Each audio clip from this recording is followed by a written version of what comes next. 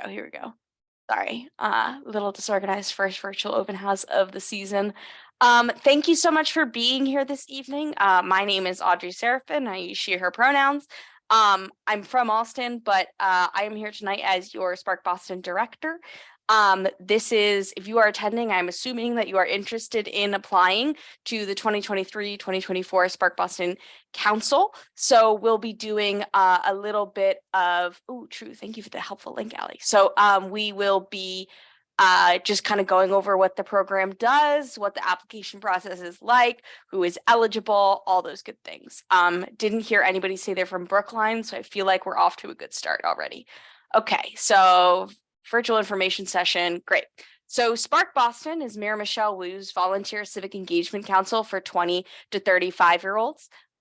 These are some basic functions of the program: professional development, honing professional and interpersonal as well as civic organizing skills, networking, as I just mentioned earlier before I hit record. We have a really wide alumni network. The program was previously called 1 and 3. I'll probably get into this later in the slides, but anyway, all this to say there's a wide network of folks serving on the council currently and who have served in years past. Civic engagement, obviously a huge part of what we do. There is a vote ballot box here, but you will come to know that civic engagement is so much more than just voting, whether that's attending public meetings, running for office, writing to legislators, or just getting more involved on your blog.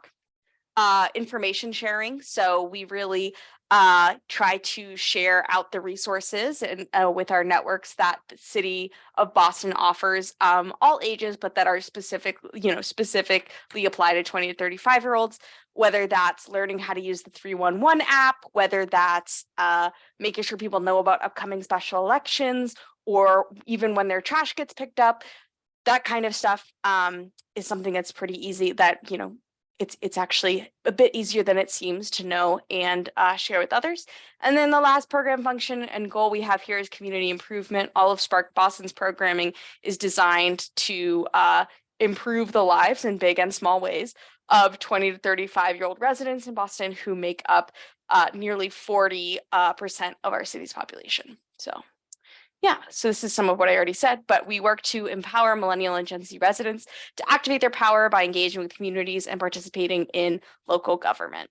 And so we are a nonpartisan advisory group, but we do also serve the mayor of Boston, who is currently Mayor Michelle Wu, and promote and support the initiatives that her administration puts forward, whether that's basic city services, newer sort of cutting edge policy.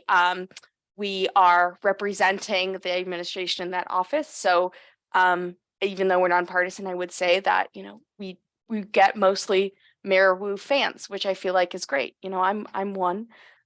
She's my boss's boss. Great person. So where does Spark Boston fit in the giant ecosystem of almost 20,000 employees for the city of Boston? This is last year's presentation. I forgot little jokes that I put in there, like the staff photo, which is an indication of like, I am the only person who works there. I have some incredible volunteers on this call who assist with our day-to-day operations, but I'm the only person who's paid to worry about this full time. So Spark Boston was originally a program called 1 and 3, which was established in 2004 under Mayor Menino. The idea was that Mayor Menino was known for working with youth and meeting with them often to get their ideas. And as some of that youth aged, as he went on in his mayoral role from 90s to 2000s, those people started to age out of the Mayor's Youth Council, which is a sort of like a program that's for BPS high school students, that is for 14 to 19-year-olds. And so in wanting to continue to meet with these young people, Spark Boston was created, or 1 and 3 was created. We were rebranded as, the name at the time referred to that 1 and 3 residents was between the ages of 18 and 34. That number has since increased, as I mentioned, to 39%. So Spark Boston was the 1 and 3. We got the rebrand, became Spark Boston in 2015 under Mayor Walsh. This is also around the time that the Boston Planning and Development Agency was also getting a rebrand from VRA and combining DEIC, but so technically all of our funding is inside the agency, and we can talk for a long time about transformation and what that might look like in the future. But all you need to know is like that's where I sit, and it's not like direct taxpayer money at this point. That will change as the BPDA is abolished and as all of its staff is moved into the city. So I report directly to the Chief of Community Engagement, Brianna Malore, and work out very, very closely with the Office of Neighborhood Services, as well as other cabinet offices, which include 311 and the Office of Civic Organizing. I serve personally as a constituent point of contact for anyone in the age group who really need, mostly in relation, obviously, to Sparks programming, but any young person who needs anything, I try to make sure that they, have a warm handoff to someone in the building who can help. So this is also, so Spark does also serve as a launch point for young adults, whether that's in their civic career, whether that's, just in their community organizing and getting involved. We have some notable alumni listed here. This is certainly not an exhaustive list. We have folks who are, we've had Forbes 30 under 30, 40 under 40, whatever, a lot of really incredible young people who have gone on to do amazing things or are doing amazing things while they're on council. But it's always a very inspirational and sort of like charged and very passionate bunch. So who we represent. So this is some information about young adults first in Boston versus the United States. As I mentioned, huge percentage of the population. And as you can see, that's very atypical for the US, any city or municipality. So we are America's college town, as you know. Many people come to Boston to pursue graduate or undergraduate degrees. But so there is a perception that everyone's like 18 to 20, but actually 25 to 29-year-olds remain the largest and fastest growing age group in the city. Our millennial and Gen Z residents that we represent are usually highly educated and highly rent burdened.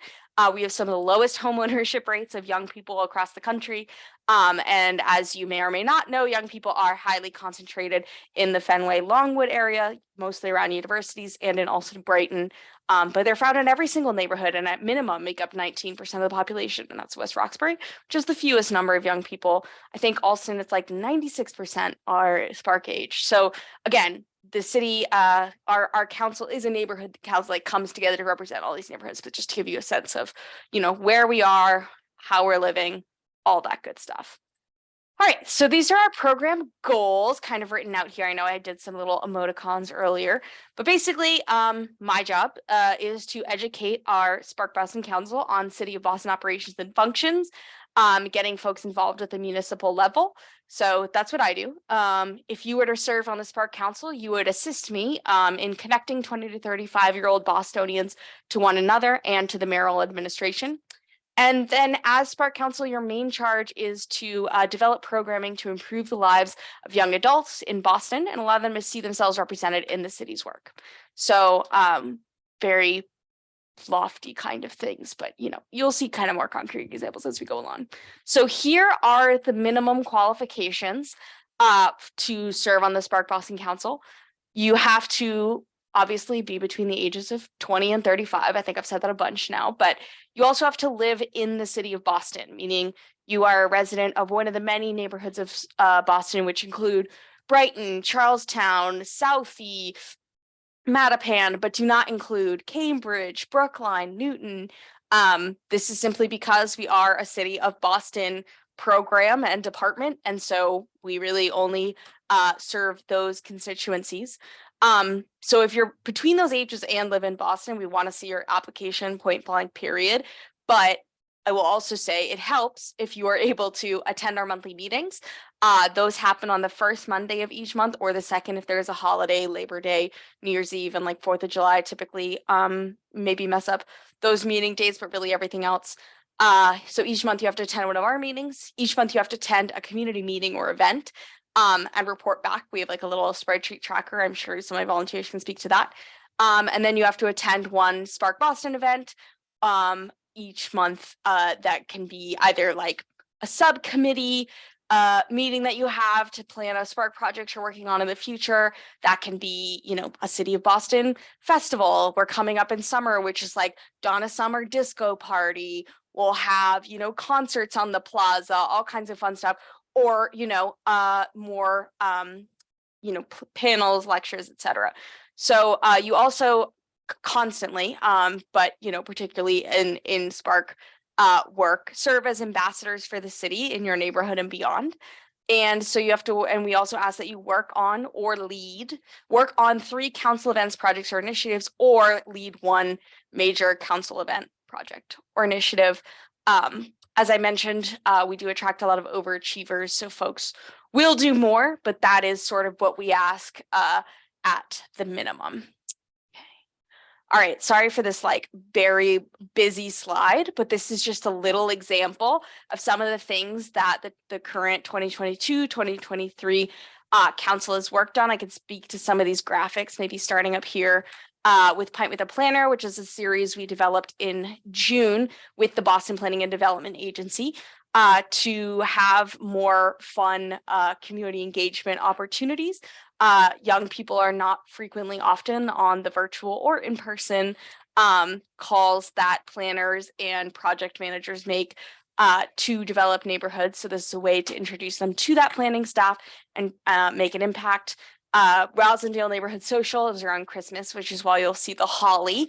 But that is one of many neighborhood socials we've put on. Those are events that happen not in City Hall, in the neighborhoods, in places that young people already are, and work to bring together both those constituents in the neighborhood, but also city services, community groups, local organizations. We also do, as you may guess, as a Civic Engagement Council, we've done a lot of voter registration pop-ups. And as you can see here, pop-up cocktail hour for Get Out the Vote, doing a lot around voter education, keeping it fun and relevant for the folks who it involves. RGC is the Renters Garden Contest, which is a program we've launched in Allston, Brighton for the last 2 years, celebrating young people literally setting down roots, even if they are renting and their plant collection is perhaps the only way they do that. Back to School is an ongoing program this year by one of our Spark captains and a couple of alum who have contributed as well. It's all about teaching young professionals how to better engage with Boston Public Schools. If you're not a young parent or a grad of the school, you may not have, or a teacher, staff member, you may not really have a way of understanding how we engage with Boston Public Schools, which is by far our city's largest budget item, as it should be. So this is around, we had a conversation with the superintendent, but we've also done a book club and all kinds of other stuff. In the past, holiday giving guide, just ways to be charitable, Spark Action volunteer leadership open house upcoming, more information to come. Consult Layla, you can see a picture with Chevelle and Chavella with two of our collaborators with Counselor Rusi, and Chief Chats, sort of a lecture series with city leadership. You can see here Chief of Equity Inclusion, Mariangeli, and a sustainability meetup, which is another new event that we're launching next month. So this is, as you can see, wide array of policy topics, wide array of functions, wide array of forms that these events take. These are kind of there's also some really cool opportunities. So pictured here, you'll see, as you can see, once a year we do meet at one of our meetings with Mayor Wu and get to talk directly with her, which is an opportunity a lot of, for a half hour to an hour, which is an opportunity a lot of young people don't necessarily get, sort of one-on-one time with our city's top executive. You can see here we're volunteering with Toys for Tots. It was very fun getting to sort toys and make sure they're all going out to the people who need them. This sort of light uppy thing is we get invited to some art previews as a young council. Upper right hand corner, you'll see a bunch of us at Mayor Wu's first ever State of the City marching in the Allston Brighton community parade and cutting that ribbon with Mayor Wu. You can see in the bottom right hand corner the State House. We've done a couple tours there. You see some council members here at an event at the JFK Library that we got special invites to down in the middle. You'll see the kickoff for the, this is a picture a Spark Council member took, kicking off the homeless census. And then in the lower left-hand corner, we were able to present for the mayor of Stroudsburg in September, who is one of Boston's sister cities. Their delegation visited, and we were able to speak to the work that we do, as they are similarly a college and graduate town. And that's one of the reasons why they're our sister city. So very, very cool opportunities. Highly recommend. Hopefully this has done enough to say to you, if you're on the fence, wow, I would like to apply and march in a parade or go to a Red Sox game or, do all these fun things. But you also do not have to just take it from me. These are, I would love to invite Janine, Diana, and Allie in any particular order to sort of speak to their experience and how it's shaped their love of Boston. Diana, I don't know if you want to start just because you're a captain. Sure. Hi, everyone. Diana Brownchuck, she, her, hers pronouns, living out in Roslindale.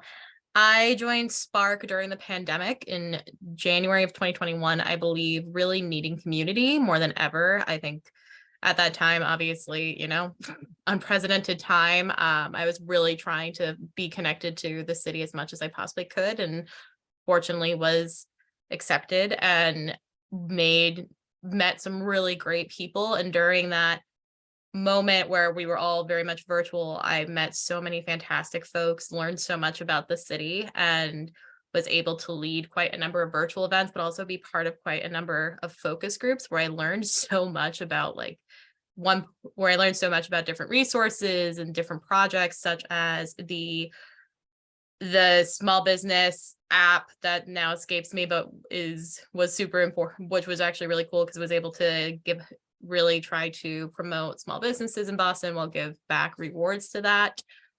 We were also part of the Living and Learning Debt Survey, which really showcased just how much student debt has caused such a problem. Yeah, be local. Thank you, Audrey, for putting that in the chat. But when we were able to be more in person to actually meet my fellow council mates that I only saw in Zoom, really truly strengthened the bond even more of what I've learned, and also just how big and small the city is too. So I've been able to say that I've been able to be one of the first captains, which is a larger senior volunteer role with Spark, that ultimately is just kind of help guide new folks, new council members to really kind of take on different opportunities and to really try to explore their interests with the council. So, and again, I've learned so much from just our meetings with different city officials speaking to us, like the fact that Boston has an archaeologist and that man does not have just an honorary PhD is amazing to me, because we learned so much in that meeting about what could possibly be underground at any given moment. So I'm going to popcorn it off to Janine. And yeah, please feel free to ask questions. Hi there. I'm Janine, and I live in Beacon Hill, representing this neighborhood. I stumbled upon Spark after hearing it through my local civic association and have absolutely loved it. Met so many people, have been able to push forward different initiatives or connect with people in City Hall that I kind of wouldn't have before, learned about how to organize community events from one of our Spark captains just even a couple weeks ago at a retreat, and just some incredible opportunities to go around the city and do. Even this, like a month or so ago, we got to meet the mayor, and she did the most epic Q&A that I've ever seen in my life, where she rapid fired answered like 20 questions in a row. It was just insane. I highly recommend it. I definitely have grown from this experience and will continue to for the rest of it. And just, it's such a great opportunity. Definitely go for it. I'll pass it over to Allie. Great. Basically going to echo a lot of what Janine and Diana already said.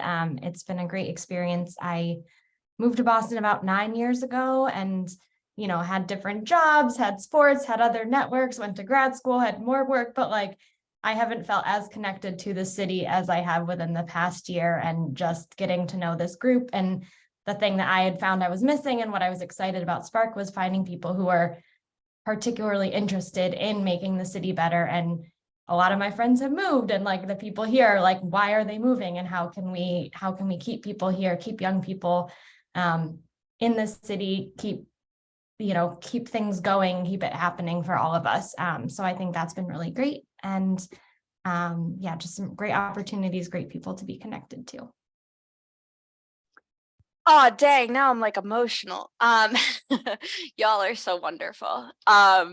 Okay, so we've done the testimonies. What comes next? Here, the application process. If this sounds like a good thing for you or good a potential opportunity, we are currently accepting applications, as you may or may not know. They opened on March 22nd and they will not close until Friday, May 26th. As you can see, it's a wide range of time, but that application is really a Google form. It should take you about an hour.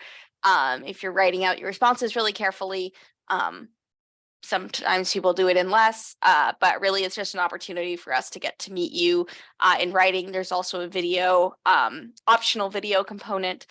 So those get submitted to us May 26th. We review them on a rolling basis, but all applicants will be notified at the same time in mid-June about the result of that written application. We do try to move as many people as possible to group interviews in July, as we think that that's like a really valuable opportunity, regardless of outcome, to meet other applicants, to connect with your community, and to begin thinking about problem solving and group work towards different initiatives that you might want to pursue on the council, or even as a resident just connected with Spark. So mid-June, send out the email, set up some interviews. July, August 10th, second round. Applicants who have who made it to interviews will find out the final decisions. We have 40 spots on the council. We also usually offer 10 to 20 alternate spots, which come into play if folks are not able to accept. As you know, housing is very expensive in this city, and so sometimes people move around September or other situations come up. So we have in the past used those alternates. And then Monday, September 11th will be the first meeting of the 2023-2024 Spark Boston Council. It'll also be the last meeting of the 2022-2023 Spark Boston Council. Their last full meeting is in August, but we typically do like a little mixer intro, welcome, share your experience at that first meeting, and it's a really wonderful time. So as I mentioned, initial application, it's a Google form. What are my tips for you? Write in complete sentences. It might seem, sort of benign, but we love to be able to see how you write. Spark Council members have gone on to write event copy, social media posts, even policy memos. So getting a sense of those writing skills in this section is really important. Remember to submit your resume. There's instructions at the top about how to do that.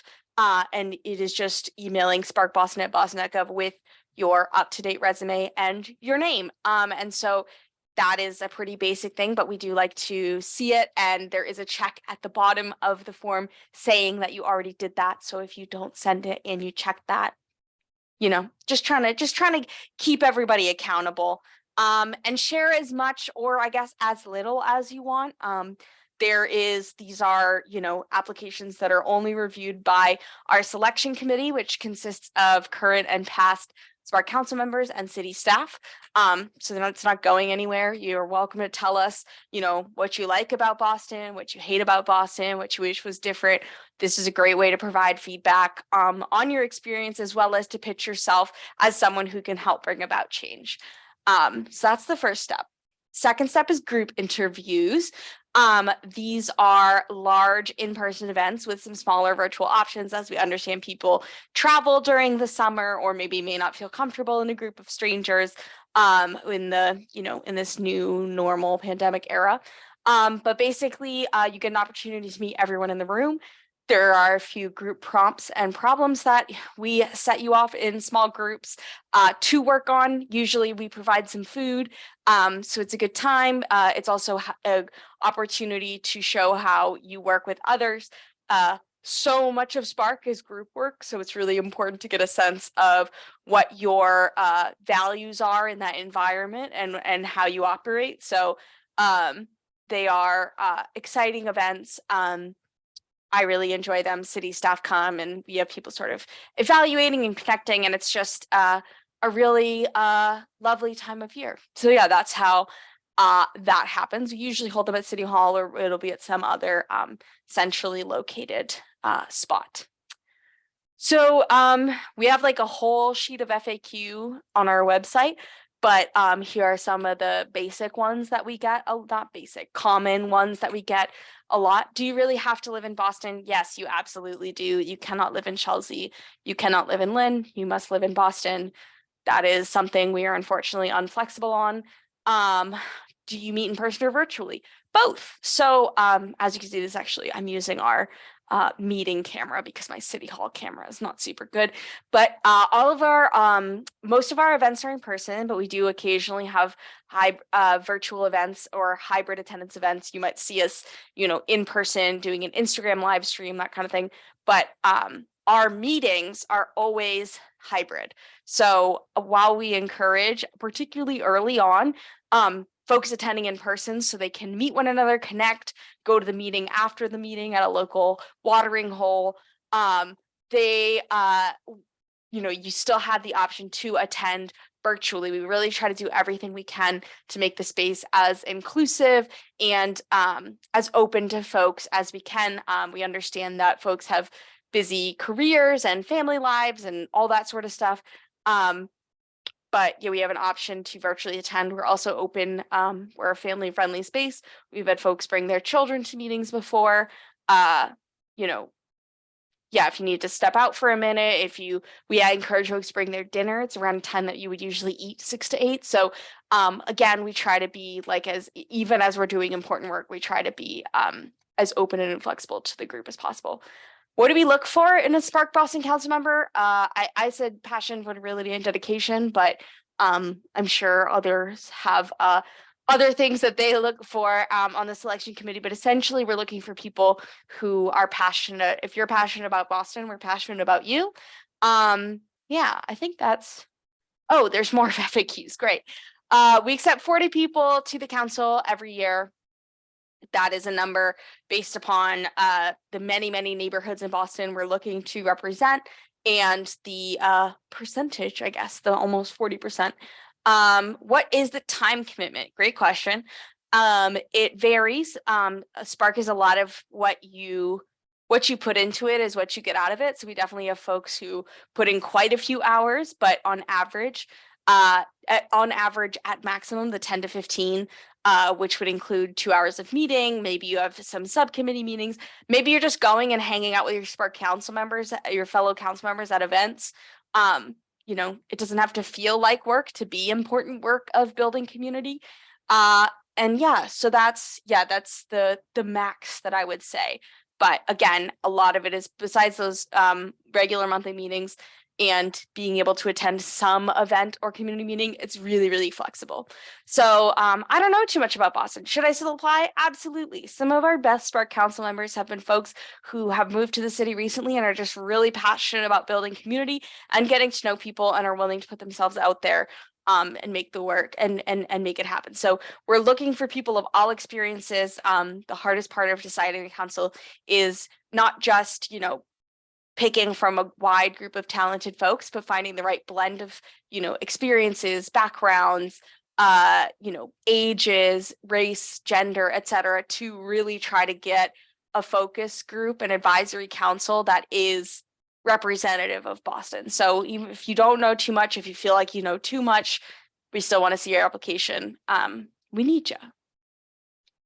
All right, let's build Boston's future. I believe that is the end of the presentation. I'm gonna stop sharing my screen, but I'm sure you have questions. And yeah, I would love to hear them. There we go. All right, I'm opening the chat now. Okay, monthly, yes, for hybrid, virtual, awesome. I can also stop recording if for whatever reason you feel it's not a good space to ask your questions publicly. I have a question on how does the council or each member decide what sort of event that they like? How do they choose their priorities and initiatives? If there are, like legacy programming, that makes sense. But if there's something new, how do you guys go about selecting what you're interested in? Diana, do you want to speak to that, or Sure. anyone? Yeah, I can speak to this, and please, Allie and Janine, chime in as well.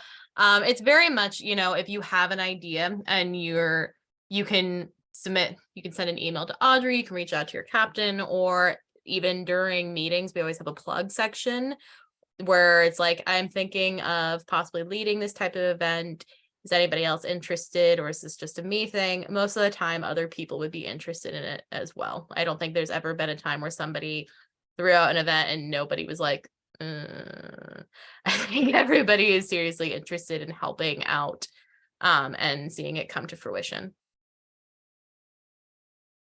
I'll just add to that some of the programs that I mentioned in the program slide are legacy programs, like Chief Chats have been around longer than me, Neighborhood Socials. Probably the Planner is like a new legacy program. Like we've only had it for under a year now, but we already had 7 or 8 events that have been pretty successful. So there is existing programming to build on, but that doesn't necessarily limit what you work on. And early in your council term, your captains are tasked with meeting with each of their our captains are returning council members who will have a pod of 5 new council members. So not only will they like try to get the pods together to meet each other and get started on work, but they're also tasked with meeting with each member of the pod individually to sort of get a sense of what they're interested in. The captain can then start thinking about people that they know to connect that person to.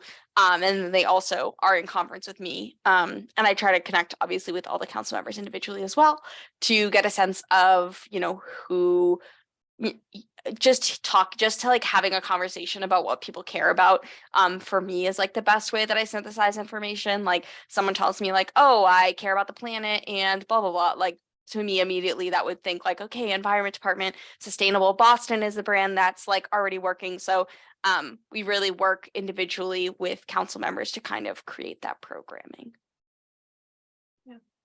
Gotcha. Thank you.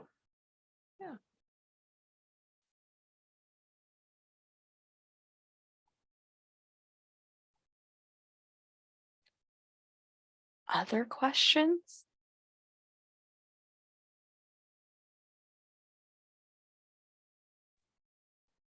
I do have a question actually that I just thought about.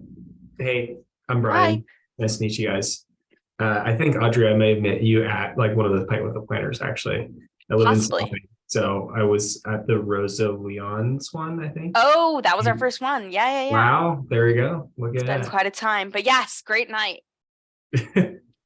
Free alcohol and food will like do wonders, right? Sure. Yeah, I will say we don't typically have free alcohol as a government agency. It's one of the few things we can't buy, but free food almost Oh, always in the sorry. Spark event. Yes, you're right. I did actually pay for my like Miller Lite or whatever. Yeah. In any case, I was wondering like how much connection does Spark have with sort of the like broader city hall departments? So for example, if you're interested in the environment, like whatever, working with the environmental department at City Hall versus us being more neighborhood focused, like working with like, I don't know, the neighborhood association of Roxbury or whatever.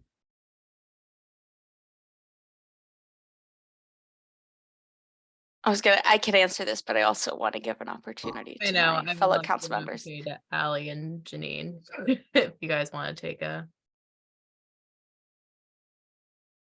Nope. Okay. I could take a start at it, Audrey. So at every meeting there is a city official who speaks to our meetings to talk about different resources. In particular, with like in the environment, we just recently had the communication manager of the Department of Environment speak to us about like all the different climate change projects that they're working on, as well as we recently had the director of Parks and Rec with us and whatnot too. So I personally have reached out to many different city officials as there's been different events I wanted to do, as well as my own personal thing, like what's going on with this park. I would love to learn a little bit more about how to submit a request to have an actual working bubbler in the Arboretum. And I always will throw in that I'm a current Spark member, and it's always kind of good to be like, I'm also at Spark, I'm an engaged neighbor. I'm not just a random neighbor here. I am truly involved with the city, and I typically do kind of get a response from that. Yeah. I hope that kind of answers a little bit of your question there, but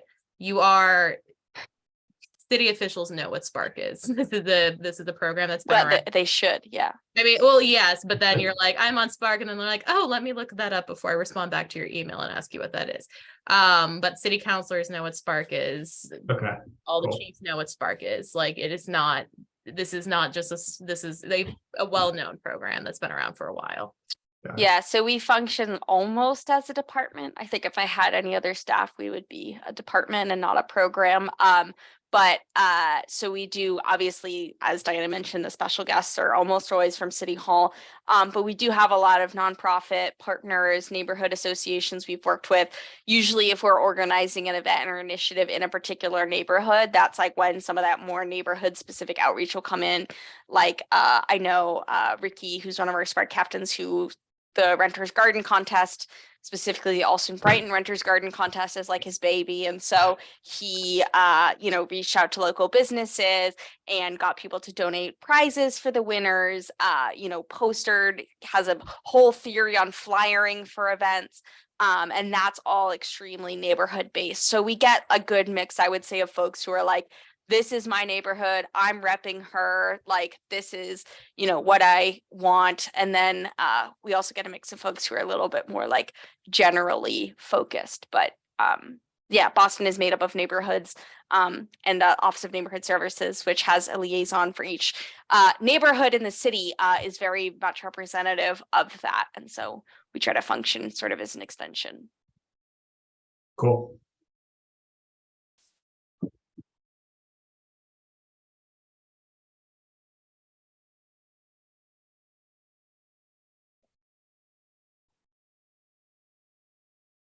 Anybody else? You can unmute, raise your hand. Maybe this says raise your hand. I don't actually know. If it doesn't, you could also write in the chat.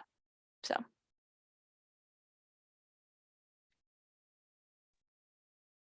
Hey guys, I was wondering if you guys would mind just like going a little bit more in detail about like the group interviews, if you were invited to them, like what does that look like? Is it like on the weekends, during the weekdays, just like how long that normally is, just like a little bit more about that.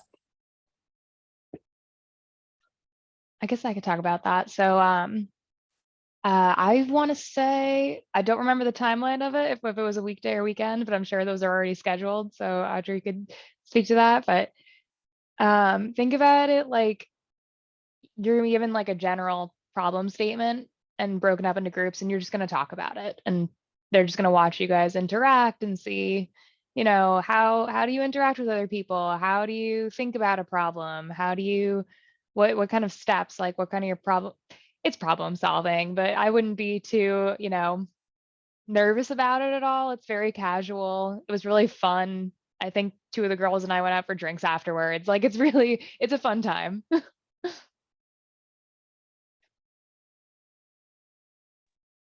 Awesome, that sounds awesome. It's cool that you guys went and got drinks also, like truly powwow. We love that. I was gonna say, I think I was on the 2019-2020 Spark Council, and I think I am still Facebook friends with one of the people who did not make my council, but was rad, and we still chat. So it's hopefully a good, ground that will spark, forgive the pun, something among our attendees. And yes, to emphasize Diana's answer, no specific dress code, unless we're meeting with the mayor, in which case I may ask you to look nice. But otherwise, if we're meeting with the mayor or a foreign dignitary or something like that, we might say, business, casual, professional attire, but most of the time we are just in whatever.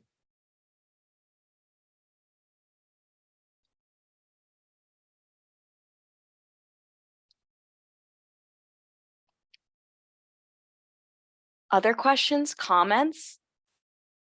I don't know, things that things that you're passionate about, things that, you know, you think the council should address? Just gonna open the floor.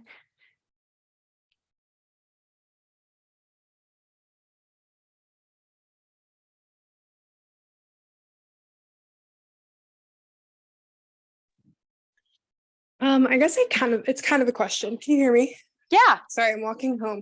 no, you're fine. I guess I'm wondering what, like, if there's any sort of structure, like, does the council sort of break off into committees that like, target different areas or what that looks like?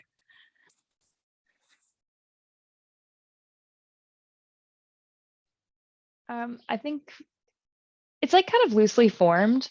Like we'll break off into small groups based on, projects that are in the works. Like we have one right now, we have one about sustainability, one about voter registration, one about Kennedy's making a clothing swap or just like fun projects, but you're not limited to them at all. Like you can move between them, you can be involved in as many as you'd like.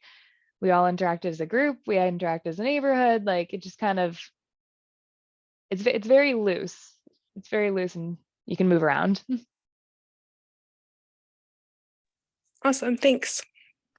I will say too, like in terms of we're more structured than we've been in the past. It is sometimes hard to keep track of all the different things that this group of 40 like brilliant adults are working on. But I think the new captain structure, which we established last year, which appoints eight captains from the previous Spark Council to serve as mentors and leaders.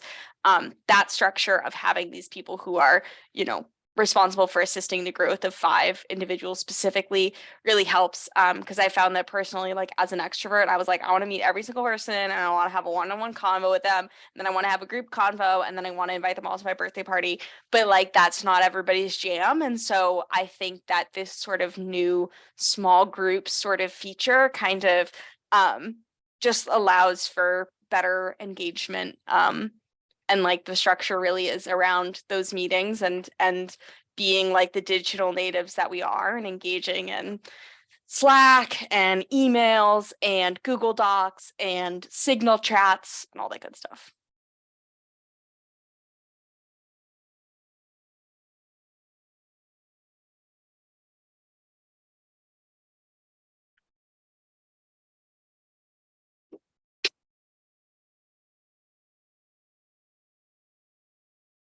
All right. I mean, I'm also happy to give you back, X amount of minutes to your evening. That's not the end of the world.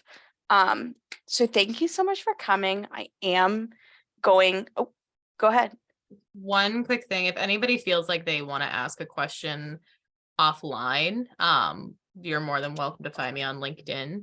Not gonna throw Janine and Allie out there, but Allie's like, please Free for it as don't. well. Go for it. You could totally, okay, thanks, Allie. You could totally find us and ask us a side question. More than happy to. Yes, and I just popped my personal government email address in there. That is absolutely the best way to reach me personally. And yeah, if you have any other questions, I'll stop recording in a minute and then I'll also stay on if people have things. I don't have to jump off just yet. But thank you all so much for attending. I'm really excited to learn more about you through this process and hopefully get to work with you soon. Have a wonderful night.